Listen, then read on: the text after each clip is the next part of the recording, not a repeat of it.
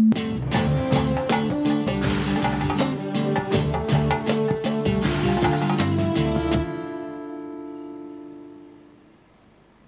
കേസിൽ തനിക്കെതിരെ ഗൂഢാലോചനയുണ്ടെന്ന് ആവർത്തിച്ച കെ.എം. മാണി.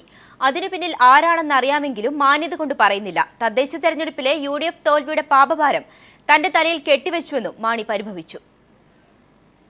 മാധ്യമങ്ങളെ കണ്ട കെ.എം. മാണി തന്നെ പുറകിൽ നിന്ന് കുത്തിയവർക്കെതിരെ മുള്ളും മുനയും വെച്ച ഭാഷയിലാണ് സംസാരിച്ചത്. ആരോടും പ്രതിഷേധമില്ല, എന്നാൽ തൻ്റെ ചോരയ്ക്ക് വേണ്ടി പലരും ദാഹിച്ചു. അതൊക്കെ രാഷ്ട്രീയത്തിൽ സ്വാഭാവികം മാത്രമാണ്.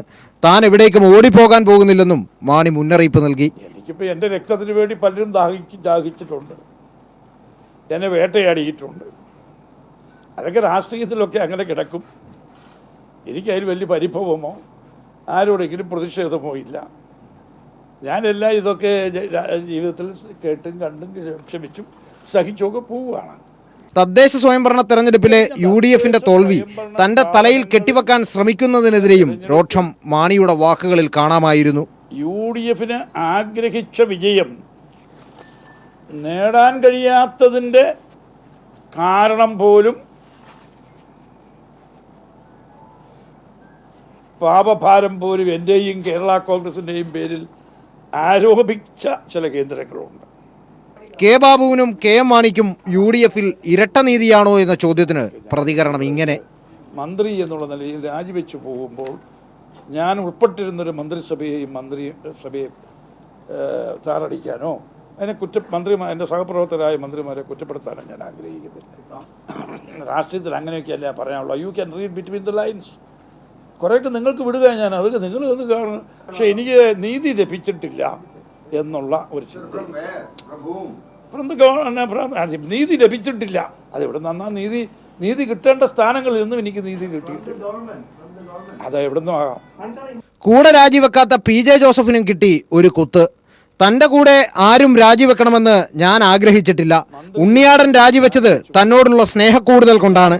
താനൊഴിഞ്ഞ വകുപ്പുകൾ ആർക്ക് നൽകണമെന്ന് പാർട്ടി ചർച്ച ചെയ്ത് തീരുമാനിക്കും.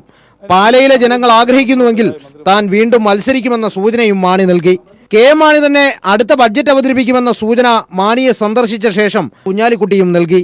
പാർട്ടിയിൽ പ്രശ്നങ്ങളില്ലെന്നും തങ്ങളെല്ലാം ഒറ്റക്കെട്ടാണെന്നും മാണിയെ സന്ദർശിച്ച ശേഷം PJ ജോസഫും മാധ്യമങ്ങളോട് വ്യക്തമാക്കി. S. ജീവൻകുമാർ, തിരുവനന്തപുരം.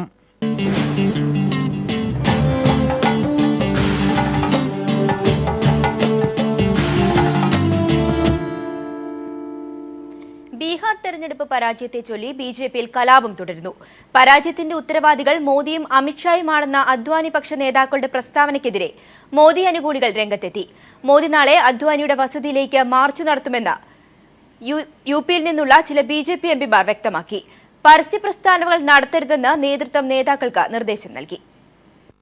നരേന്ദ്രമോദിയും അമിത്ഷായും പാർട്ടിയുടെ സർവാധിപത്യം ഏറ്റെടുത്തതിന് ശേഷം ആദ്യമായാണ് BJP ഇത്രയും വലിയ പ്രതിസന്ധി ഘട്ടത്തിലൂടെ കടന്നുപോകുന്നത്.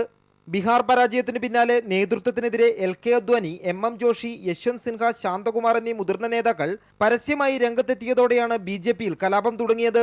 പാർട്ടിയിലെ ഏകാധിപത്യത്തിനെതിരെ ആഞ്ഞടിച്ച മുതിർന്ന നേതാക്കൾക്കെതിരെ മോഡി അമിത്ഷാ അനുകൂലികളും രംഗത്തെത്തി.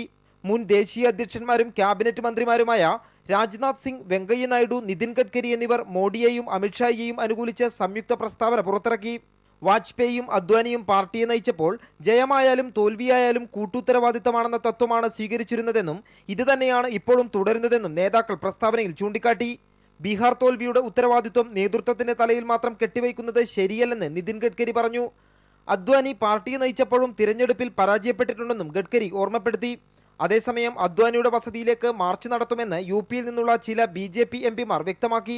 പോരുമുറുകുന്നതിനിടെ യശ്വന്ത് സിൻഹ LK അദ്വാനിയുടെ വസതിയിലെത്തി കൂടിക്കാഴ്ച നടത്തി. M. Santhosh, news bureau, Delhi.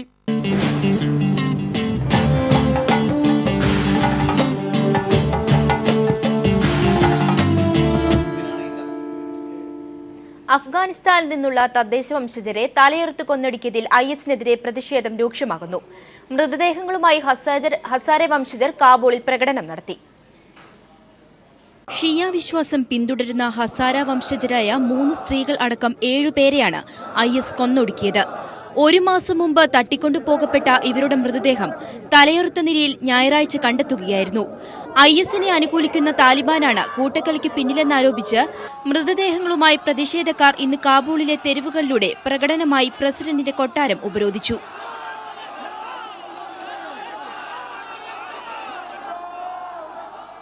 കനത്ത മഴയും മഞ്ഞും വകവയ്ക്കാതെയായിരുന്നു പ്രതിഷേധം.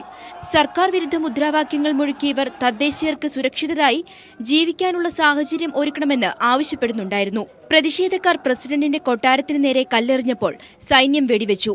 തങ്ങളുടെ ആവശ്യങ്ങൾ അംഗീകരിക്കാതെ പിരിഞ്ഞു പോകില്ലെന്ന നിലപാടിലായിരുന്നു സ്ത്രീകൾ അടക്കമുള്ളവർ. കാബൂളിനു പുറമെ അഫ്ഗാന്റെ വിവിധ ഭാഗങ്ങളിലും സമാനമായ പ്രതിഷേധം നടന്നു. News desk.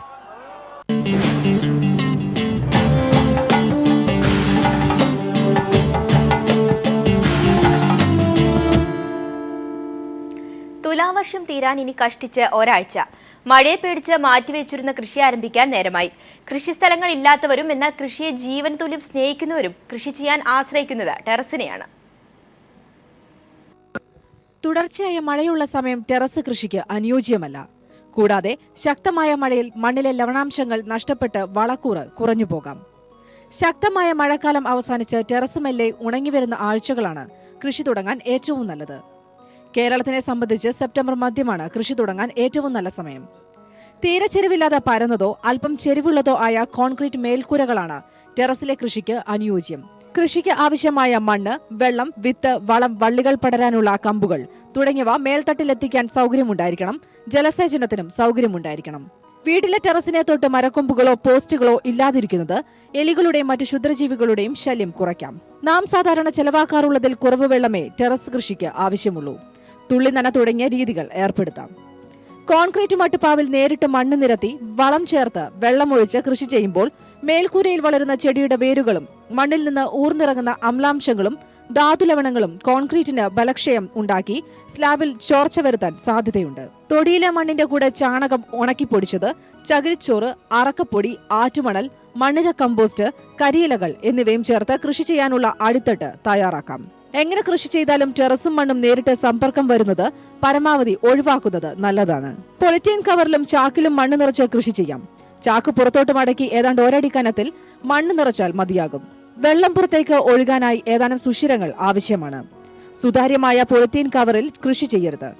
വേരുകൾക്ക് സൂര്യപ്രകാശം തട്ടുന്നത് ചെടിയുടെ വളർച്ചയെ തകരാറിലാക്കും. ചെടി നട്ടതിനു ശേഷം വളർച്ചയ്ക്കനുസരിച്ച് വളവും മണ്ണും പിന്നീട് ചേർക്കേണ്ടി വരുന്നതിനാൽ ആദ്യമേ കൂടുതൽ മണ്ണ് നിറയ്ക്കേണ്ടതില്ല. ടെറസിൽ ഇഷ്ടം പോലെ സൂര്യപ്രകാശം ലഭിക്കുന്നതിനാൽ വളർച്ചയ്ക്കനുസരിച്ച് ചെടികൾ തമ്മിലുള്ള അകലം ക്രമീകരിക്കാം. വീട്ടാവശ്യത്തിനുള്ള തക്കാളി, വെണ്ട, വഴുതന, വെള്ളരി, പാവൽ, പടവലം, മത്തൻ, പയർ, ചീര, മുളങ്കി, മുളക് മുതലായവ എളുപ്പത്തിൽ ടെറസിൽ കൃഷി ചെയ്യാം. News desk. ബാർകോഴ കേസിൽ നിർണായകമായ ഒരു വെളിപ്പെടുത്തൽ കൂടി വന്നിരിക്കുകയാണ്. മന്ത്രി കെ ബാബുവിന് പണം കൊടുത്തിട്ടുണ്ടെന്ന് ബിജു രമേശ് തന്നോട് പറഞ്ഞിട്ടുണ്ടെന്നായി മാണി പറഞ്ഞിരിക്കുന്നു. മാണിയുടെ വാക്കുകളിലേക്ക്. That means the allegation against me was hearsay. He had no direct contact. He did not give money. But in this case, he says that he has directly given the money. I cannot make any comment about that. But you go and ask them, what is it? Do you think that justice was served to you from UDF? Justice? Yes, what justice from the UDF? Have they stood by you the way you wanted them or the way you thought they would support you? I don't judge.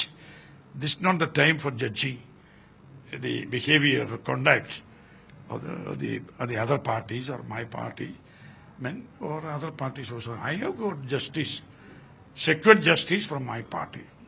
Will you approach the Supreme Court or any other higher authorities to remove these kinds of scriptures from the High Court, whatever has been said? No.